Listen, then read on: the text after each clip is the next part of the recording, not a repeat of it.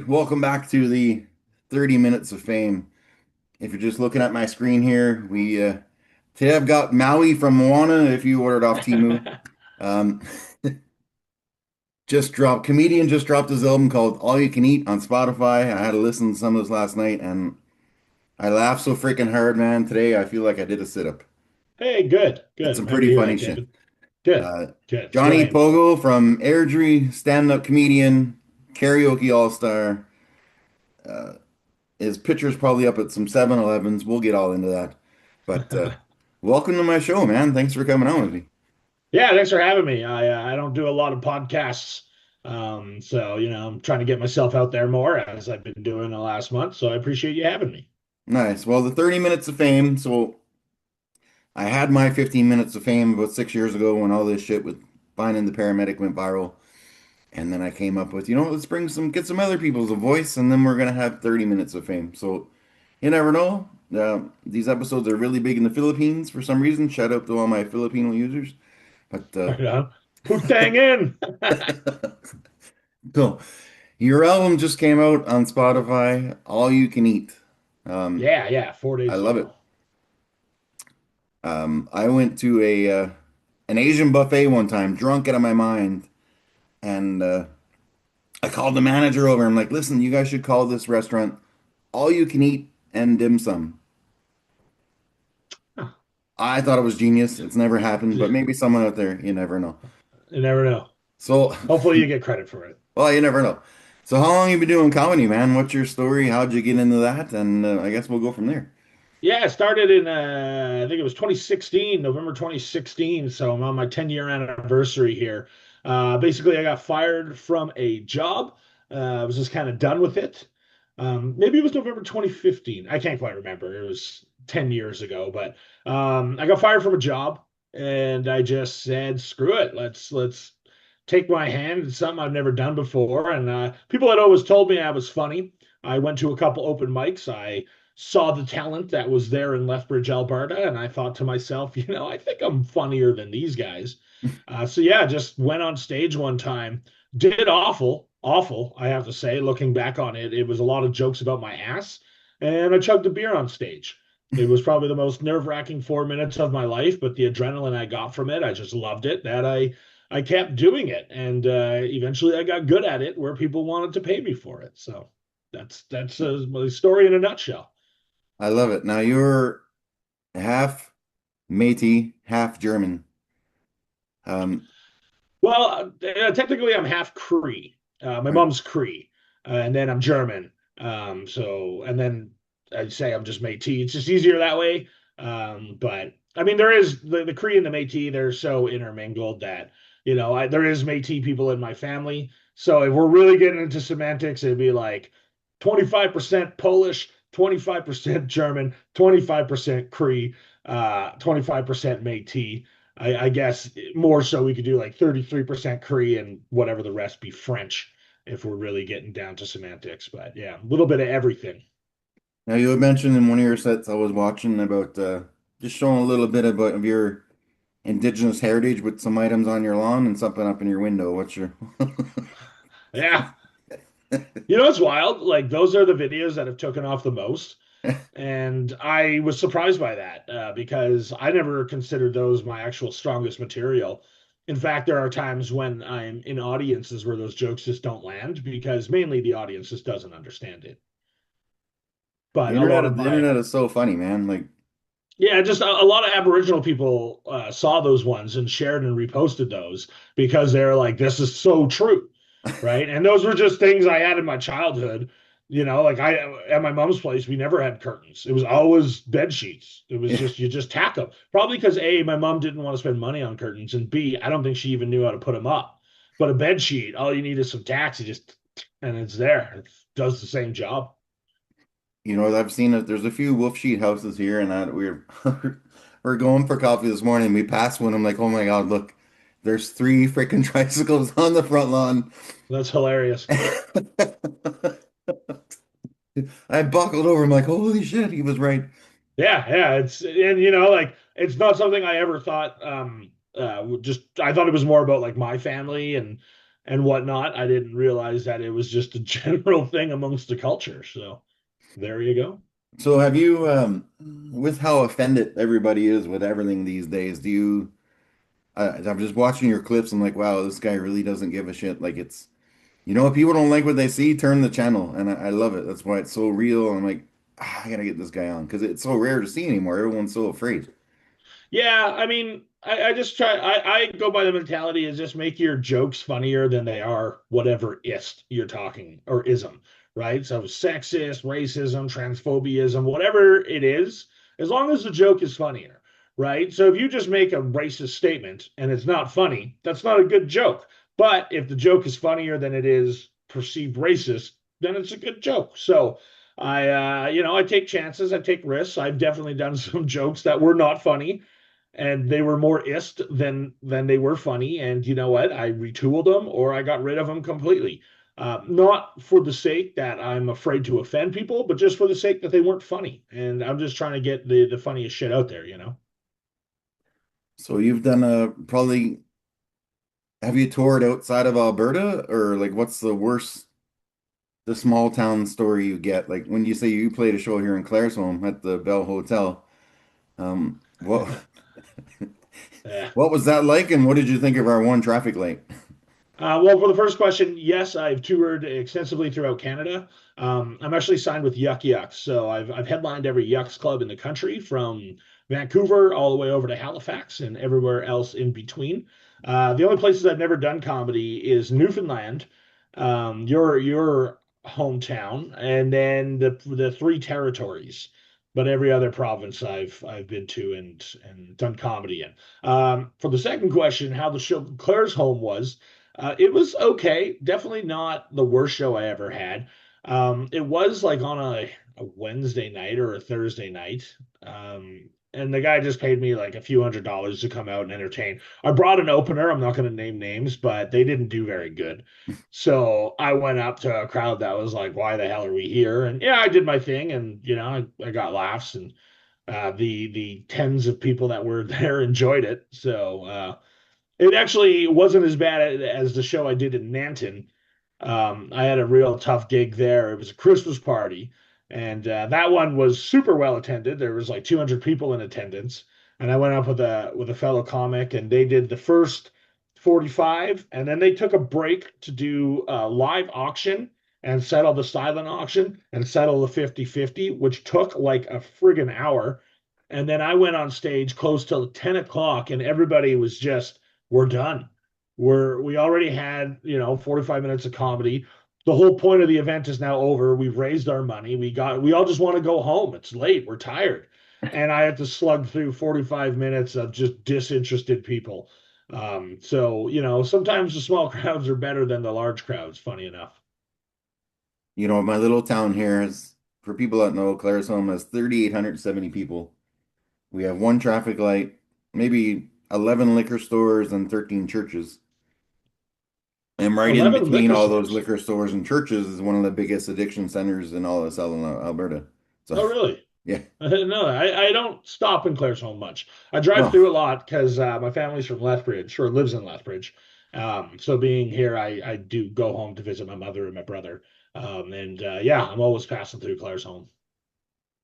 So, what's the worst heckler you've ever had out of even? I don't get heckled a lot. I'm pretty loud and overbearing. The worst ones are not the people that try to heckle you because I'd like to think I'm pretty quick-witted. I can shut people up pretty good if they want to yell out some crap and try to do shit. But the worst ones are the people that just have their own chat in the background and are not even listening to you. Mm, Because you try to converse with them and they're just so out of it and disinterested. That doesn't happen very much in comedy clubs because they'll kick people like that out. It happens in the bar shows that you do, yeah. and where it's like a free show, and then people don't care about the show. They're just there to be at the bar for being at the bar. So there's just no winning that group over. And when you're kind of in that situation, I mean, you either just shit on them the whole time, which gets tiring, and people are just like, we didn't come here to see you argue with people that are not paying attention, or you just try to ignore it and talk over them and give the best show you can, which never works out. It's always difficult because when you're hearing chattering happen in the background, you can't really focus on delivering your best jokes. So, but like I said, it doesn't happen much anymore. I don't do a lot of those bar shows. I try to stick to the clubs and the paid ticketed shows now because I've experienced that before and I hate it and I don't want to experience it again. So that your album, the All You Can Eat, where was that? Where was that recorded? The Elbow River Casino at the Calgary Yuck Yucks. Oh, nice. Okay, been Yeah, there. yeah, I've been there a few times. yeah. It's, my home club, my favorite club in the city. It's funny because you'd see people that have come out of a comedy show with big smiles on their face leaving a casino, and people are always usually depressed. It's kind of you can tell which crowd has just left the comedy show Yeah, yeah, because they didn't just yeah. burn three paychecks on a trying to get double sevens or whatever. That's right. I have a little trick. I can't say it, but I have a trick at that casino where I'm actually probably up in my gambling there because I only sit down with like 50 bucks. And if I Yeah. win, sometimes I win pretty big. And if I lose, it's only 50 bucks.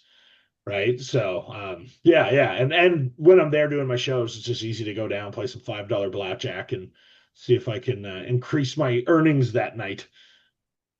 I had the same strategy. I used to go to the Grey Eagle a lot because you could smoke inside. And I walked in there one day with my ex-mother-in-law, and we're actually going to bingo because I used to love going to bingos at the Grey Eagle just because you could smoke indoors. And we were like an hour and a half early. I'm like, well, let's go throw 20 bucks in a machine. And I went to this 88 something fortune machine. I put in 20 bucks, and on my third spin, I won 14 grand Oh, wow. on an 88-cent bet. And then Yeah. we stupidly made this rule on the way that whatever we win will split. So I lost half of that, but Yeah. that's that's one of my one big wins at a casino. But I try Yeah. and stay away from them. They can be trouble. I've never even came close to that. Yeah, I win like a couple $100 here and there, but So now with your with the Metis side and the German side heritage, were you upset or were you happy when the Bay went under? oh yeah, super indifferent. I really couldn't have cared less. Um, I shopped there a handful of times in my life, and I guess in one sense I was kind of sad because it really made the joke harder. Because now that the Bay doesn't exist, I can't do that joke anymore, really. Which I mean, it's fine. It's on my album, and I do want to retire all that material and focus on new stuff, but sometimes when you're doing corporates, you really got to stretch your material because, I mean, you listen to my album, not a lot of that is super corporate friendly. Hmm. And so, yeah, yeah. And then the new jokes I write, also not super corporate friendly. So, I mean, when you can stretch as much as your clean material as you can, you kind of want to be able to have as much as you can. And now that they're gone, I kind of lost that joke, but I mean, when I say disappointed, like just as minimally disappointed as you could be, that's where I would have been.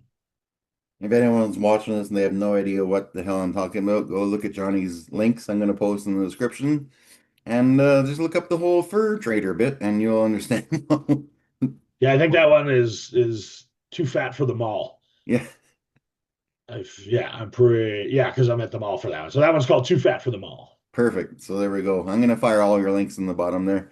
Sweet. As a comedian, I ask every comedian I have on here, how annoying is it when we're out with friends or something and someone just says, "Hey, say something funny." Yeah, that only really happens when I tell them I'm a comedian. Um, which I guess if I'm telling I'm a comedian, I should expect that to a certain degree. And I don't get people saying say something funny because that's like kind of a dick thing to say. It's just like, "Hey, make me laugh there, monkey boy." But I do have a lot of people being like, "Oh, could you tell me a joke?" And I Mm, mean, if they're asking sincerely and want to sample my stuff, I have no problem with that. I got a few one-liners I have. So, like I said, if I'm telling them I'm a comedian, I should be expected and why not? I mean, I love telling jokes. That's why I got into comedy, right? beautiful. So if people want to hear it, I'm not going to be a dick to them and be like, "Oh, I don't go to your work and tell you to do it for free." And I know some people get upset by that, but for me, I'm just like, "Thanks for showing an interest. Yeah, here's a little piece of a joke, and if you want to hear more, check out my album. Come see me laugh sometime." So what's it like for you if someone comes up after a show or after a performance and just say, "Hey, you know what? I've been going through a lot of shit. Thanks for taking my mind off that," or the stuff you said really impacted me. What's that like for you when someone comes up and says that? Yeah, again, I haven't had a lot of people say that to me. Like people don't, because usually I'm standing by the door after the show, and nobody's gonna be like, "Hey, I'm going through a lot of shit, and you really perked me up." I've never really had that. Usually people are just like, "You're funny, appreciate you," and it's amazing, of course. Like I think all comics we live for that feedback from people that we are funny. So it's almost necessary for our mental health. And like if I do a show and people just walk by like whatever, I mean, then you're like, oh man, I suck. But I've done comedy long enough now, and I've killed enough audiences to know that if I have a tough night, that's just what it is. It was just one tough night, and that doesn't reflect me as a comedian or even just as an individual. It's just we all have our bad days. Even Mm. LeBron James, Michael Jordan, they've had their bad games too. So you can't take it all or you got to take it all with a grain of salt, both the highs and lows, right? So even when somebody comes out praising the shit out of you, you just gotta, remember like you're not, you're not the best comedian in the world. There's a reason why, I'm living in Airdrie and not in New York selling out theaters. So you just gotta kind of take it all as a grain of salt and don't let the highs be too high and don't let the lows be too low. So there was any comedian out there you could do a show with, like your bucket list open up for or just work with or collaborator with? Who's your most influential comedian that's out there now? I mean, dead George Carlin, but that'll never happen because he's gone. But his stuff is hilarious and very thought provoking. And I strive to be like that as a comedian because right now, especially my first album, it's a lot of dick jokes, man. It's a lot of, just talking about sex and dirty stuff. And I mean, that's fine. I needed to kind of find my voice doing that, but I do want to get into more, I don't want to say philosophical, but definitely just less taboo subjects to be able to make funny of because anybody can make fun of a dick. We've all, it's easy. They're weird shaped little elephant trunks, and we all have it, or we've all seen one. We've definitely all had one in our hand at one point or another, whether it's yours or somebody else's. Like everybody has been there. So it's a very easy thing, and that's why all comics basically have their own version of dick jokes. Where I wanted to get past that and start writing, like I said, more based on our current culture and what's going on a lot what George Carlin did. Now, if we're talking about alive, then I'd say Louis C.K., who that guy is the master of the dick joke, and he he's just hilarious. Like what the thoughts that come into his head, and that he has a bit about Goodwill Hunting, which is just my favorite bit because it's just hilarious, and he says the things that you're thinking, but you can't articulate it as well.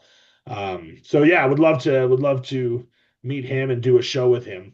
I actually have done a show with one kind of famous comic. I was on a show in Vancouver with Craig Robinson. Mm, He's from The Office and whatnot. So that was pretty cool. I didn't get to chat with him a little bit.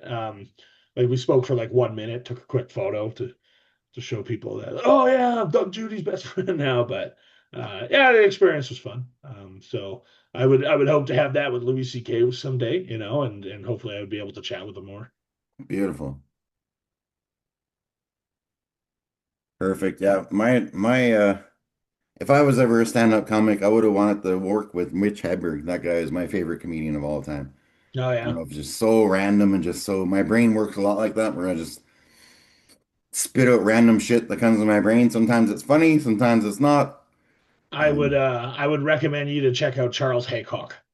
With Charles, Charles Haycock. okay, Yeah, he's I mean nobody's Mitch Hedberg, but he's similar to that, and where his jokes are like, you know, um, just things that you don't ever hear and like weird ideas. Example, he has this one of like he likes wearing corduroy pants on a corduroy couch so they all line up.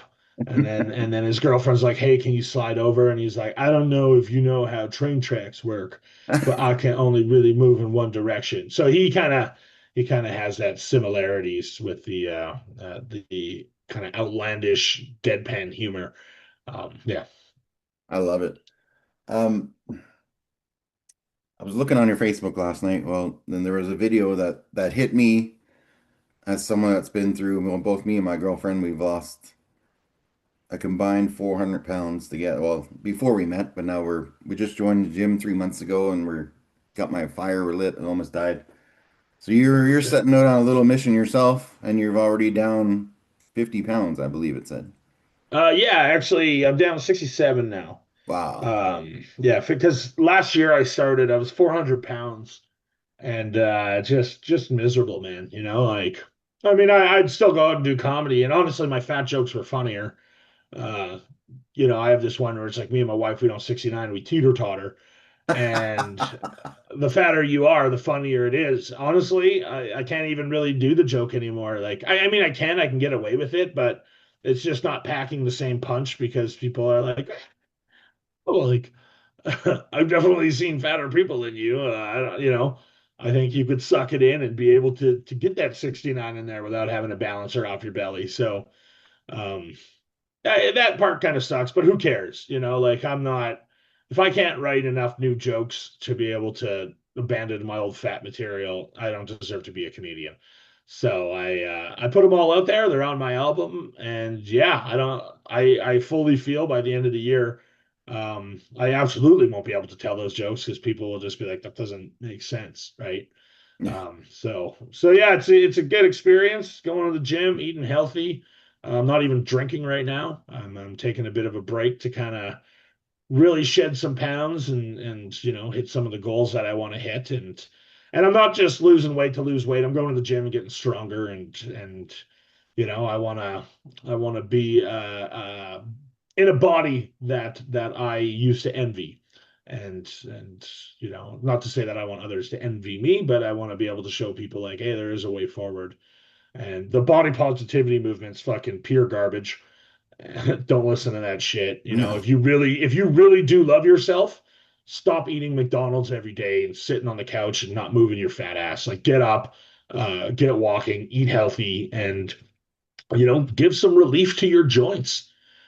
You are a big guy, like putting that much weight on your knees is and your ankles and shit. It's not good. There's no No. way that's good. And how people can say that's healthy, it kind of irks me because I believed that for a little bit. I was like, oh yeah, I'm healthy at this size. I walk my dogs. I don't eat that bad, like I led myself to believe that McDonald's wasn't bad because you're eating protein and there's some vegetables on there and it's just bread and carbs, which is all not terrible for you. But once you start counting your calories and you put a McDouble into a calorie counting app, you're doing like, 20, 30% of your daily caloric intake on a freaking grease burger that doesn't fill you up. Like I could eat like five of those things. Yeah. And if you're eating five of those things, that's pretty much your daily caloric needs in one meal. So what are you going to do for breakfast and lunch, right? So yeah, I just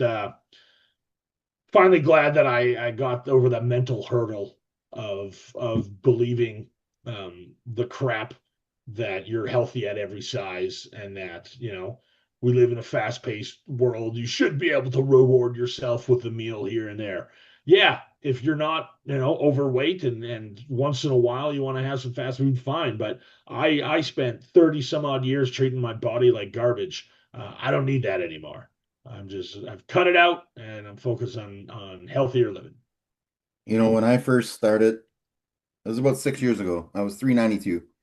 And I went on Twitter and I put an update, said, I'm gonna lose 100 pounds this year, and I'm gonna donate $1 for every pound I lose to my favorite military charity, the one that helps veterans and first responders with PTSD with horse therapy.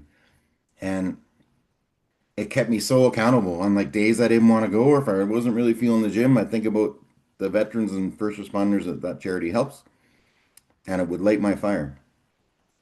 So it took me about a year. I hit my 100 pound goal, $100 donation. 15 or 16 people matched me, so that turned that 100 into 1600. Hmm.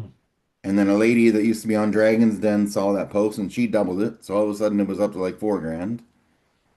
And then all of a sudden, about 6 months later, Spruce Meadows, who was just south of Calgary, saw it and donated, topped it up to $25,000 to this Oh well, charity.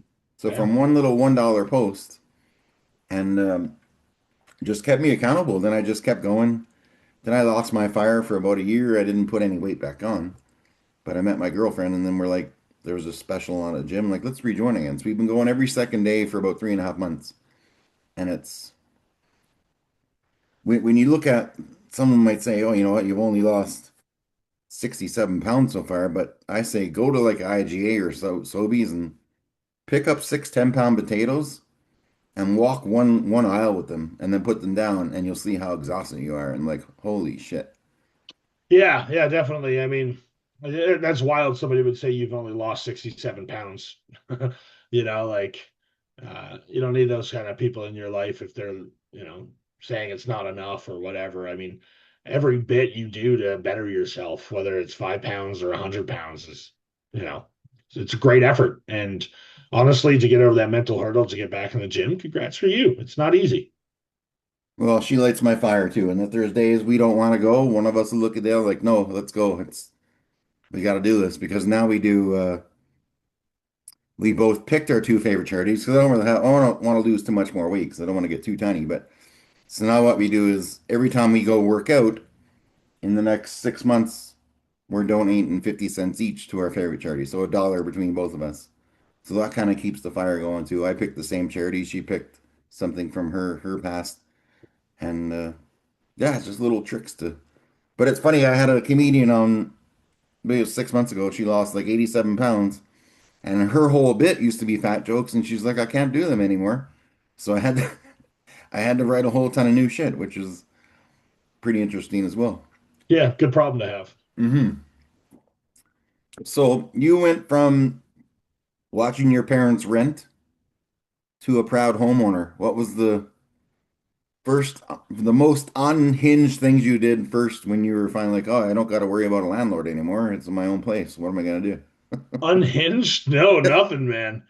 I got a dog and he kind of tore up the house, and I guess that sucked because we had to replace the carpet and the wall with the little puppy who was all anxious and like just shit ton of energy. And I'd never had a dog before, so yeah, you really got to walk that energy out of him.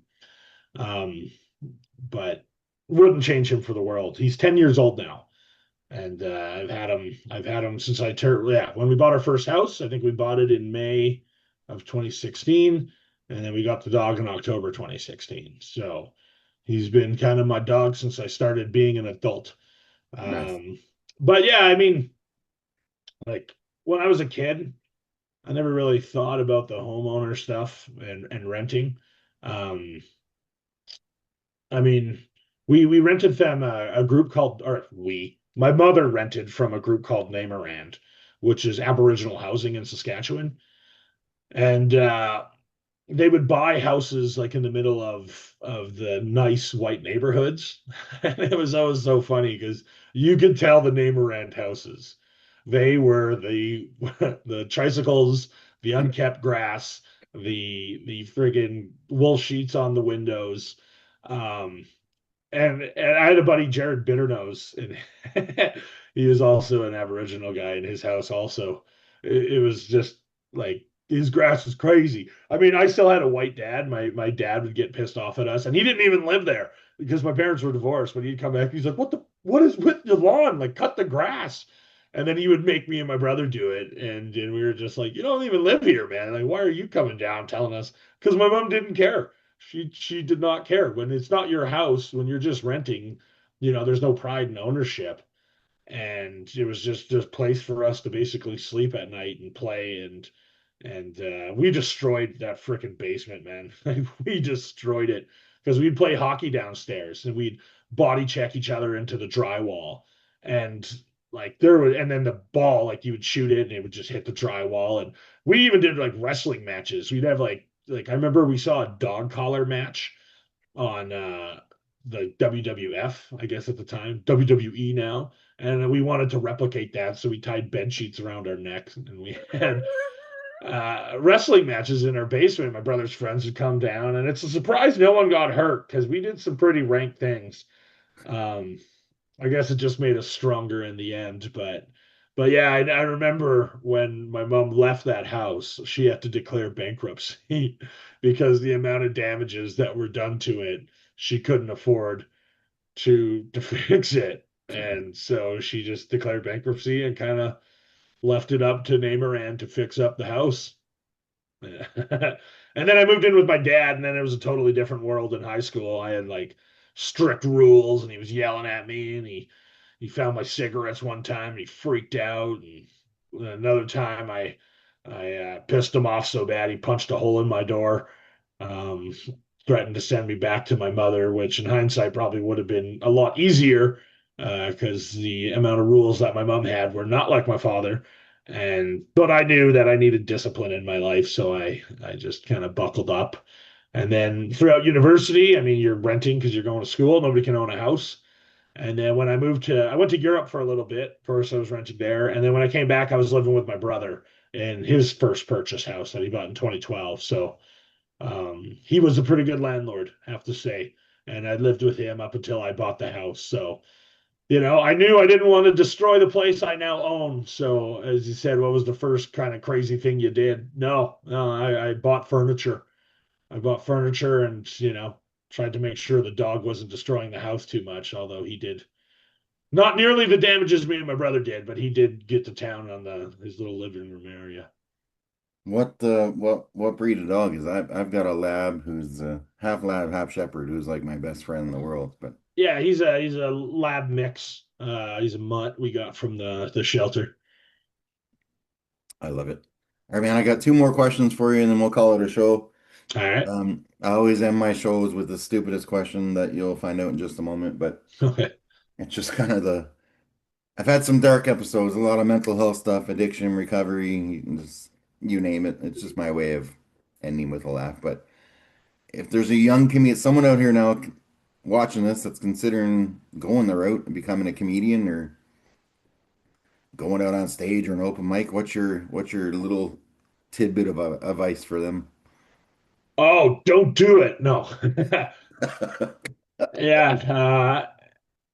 I mean, just exact opposite. Just get on stage and do it. So many people like think about it for so long, and then they have excuses that they build up in their head as to why they can't do it, whether it be their job or their family or their kids or their reputation or whatever it may be. They build up so much fear where it's really just get on stage and do it. Um, there's also a lot of comedy classes out there. I don't recommend those because usually, the old saying, those who can't do teach. Hmm. Generally speaking, and this isn't everyone, but generally speaking, the comics that are teaching these classes aren't very funny. And it's just a way for them to kind of, I don't know, get more in the scene, maybe build some credibility for themselves by getting people to pay to have them talk about how to become a comedian when they're not even, making money themselves as a comedian. So I'd say just get into it, get on stage. I mean, learn by watching and learn by doing, right? Watch other comics and then you get on stage and try your stuff and you're gonna suck. You're gonna suck your first few times on. That's just how it works. I mean, nobody laces up a pair of skates and can skate around a rink the first time. You're gonna stumble, you're gonna fall. Just get back up, keep trying, you get better. And then eventually you get to a place where people want to pay you for it. And that's a hard place to get to. But the market's also really oversaturated right now with the rise of TikTok and Instagram and all that shit. You get a lot of comics that can see fame via social media, and then they kind of start with that and then get into comedy. There's a few, I won't name names, but there's a few that I've seen do that, and they're never funny. They're never funny because they've got I mean, they can sell tickets to shows, but then people go to those shows and they're like, what the hell am I watching here? Like, what is this? You know, because they haven't, I hate the term, but they haven't paid their dues. Hmm.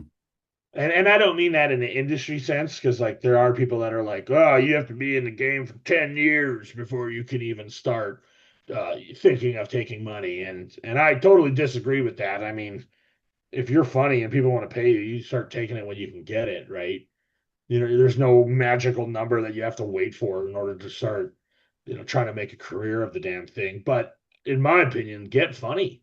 Like get funny before you start trying to do bigger shows and selling tickets, right? And the only way you're going to do that is by getting out to shows and open mics and practicing your material and like I said, learning how other comics do the craft and figuring it out from there. Beautiful. So let's commit to with your weight loss and all this stuff. I'm going to be cheering you on from the sidelines. Let's do a follow-up show 1 year from the day this is posted, and we'll see if you go from Maui Moana to Jason Momoa in the Well, I don't think I'll ever be Jason Momoa. I mean, that guy friggin' has a personal trainer. He's got millions of dollars where, and that's not a goal of mine. I'm not looking to like slim down to 180 pounds.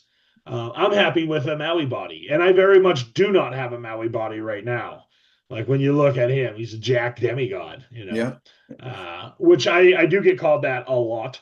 When I was just on vacation in the Dominican Republic, and so many kids were coming up to me and they're like Maui, Maui, and especially with my hair, right? When it's out, I really have that look. So it happened so much so that I actually learned his song. So now I can get up there and be like, I see what's happening. Yeah, you're face to face with greatness, and it's strange. So I got the whole thing down. And now next time I go to a resort and kids do that, I'll be like, yeah, I can sing for you. Give me $20, eh? Give me $20 and I'll give your kid a show here. Never mind the picture with the parrot. You're gonna get a live Maui. That's Yeah, yeah, much better than the picture with a parrot. it would be fun too, like kind of, I don't know, get down to Disney and do that. But I got like 3 years of working out or 6 months with some steroids to kind of get to that level. But I won't be doing the steroids. I don't I don't need shrunken testicles, and All back right, weight. everybody Ugh, ugh. watching, fire me all your links, man. To go watch some of Johnny's comedy. Listen on Spotify if you're going for a walk. Just don't have any drink in your mouth when you're about to flip the screen, because sometimes some of the shit you hear, your coffee's gonna go flying. I guarantee it. Mine did a few times. But thanks for coming on with me and sharing your story. My last question here for you: if a 100-meter pigeon carrying contest, how many pigeons could you fit in your arms and still have left in your arms at the end of 100 meters? Oh, that's an insane question. I have no idea. I've never held a pigeon before. I mean, are they dead pigeons? No, they're alive, but they're calm. You can use anything you want. Like a basket? If you You have a, know, well, I think it can just be clothes or in your arms. You want to have a shirt and whatever strategy you need, man. I'm just gonna say two. I don't want to hold that, man. I'm gonna have each one in one hand. I don't want to be carrying a bunch of these disease-ridden rat birds in my hands or rubbing them up against my body. I'll put on some gloves. I have one in each hand, and then I'll sprint to the finish line, just Well, to get it done as soon two, as possible. you'll be happy to know, being from the Calgary area, that two will tie you with Brett the Hitman Hart. Okay, well, that's good company, I guess. That's where that question came from. I got to go to a hockey game with him. I had this bucket list from when I was stabbed and all that. And the last thing on it, because I moved to Calgary in 2007. So the last thing on my little bucket list was meet Brett the Hitman Hart. So I put out a tweet and CJ92 picked it up and I got to go to a hockey game with Brett the Hitman Hart. Oh, cool. And I said, I bet you anything in this world I can ask you one question that you've never been asked in your 10,000 interviews. And that he said, I don't know, two. That was his answer. So you're tied with the Hitman Hart. So that's pretty good company right there. Yeah, yeah, because I don't want to hug a bunch of birds. I don't know what his reasoning for it is. I just wanted to have this one in each hand to just get it done. Awesome. Well, everybody watching, go check out Johnny's stuff. And thanks for coming on with me. You're freaking hilarious. I love your shit and your style. And yeah, to anyone watching out here, just go check out Johnny's stuff. Like, subscribe, share, all that shit my daughter tells me to say. And Just say one nice thing to one person every day for the year, and it can change someone's life. Oh, that's a nice little thought.